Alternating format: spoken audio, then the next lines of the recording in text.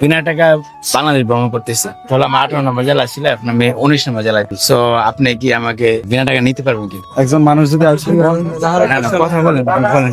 মানে একজন মানুষ যদি আইসা বলে যে আসলে ভাই আমার কাছে টাকা নাই, আপনি আমাকে নেবেন কিনা, সে হয়তোবা অসহায় পড়ে বলুক আর স্বেচ্ছা আইসা নির্দ্বিধায় যেরকমের হোক বলুক, এই ক্ষেত্রে তো আর মনে করেন কাউরে আটকে রাখার মতো কোনো স্কোপ নাই। আছে একটা আছে। মানুষের তো একটা মানবতা বা মানুষের বিবেক বলতে একটা জিনিস আছে না। আমি কিন্তু মানবতার জন্য বেরিয়েছি।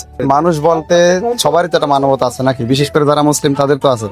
তো এই ক্ষেত্রে যদি আমাকে কেউ আইসা অন্তত যেমন ওঠার আগে যদি কেউ বলে, দেখা গেছে যদি উঠে যদি বলে যে ভাই আমার কাছে টাকা নাই, সেই ক্ষেত্রে আমি তার দুইটা কথা শোনাবো। কারণ লঞ্চে যে কজন লোক হয়, আমি হওয়ার পর এটা গণনা করিয়া কোম্পানির জানাই দিই যে এই কজন লোক হয়েছে। সেই ক্ষেত্রে যদি একজন টিকিট না কাটে, ওই ক্ষেত্রে আমার একটা টিকিট কম হয়ে যায়।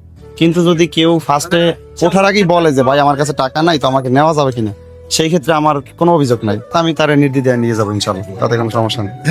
আপনার কথা বলতেছেন যে আমারে তো নিবেনি, এরপরে যদি কারো হ্যাঁ, বিপদ পড়ে তারও নিবে। অবশ্যই এরকম অসংখ্য ধন্যবাদ।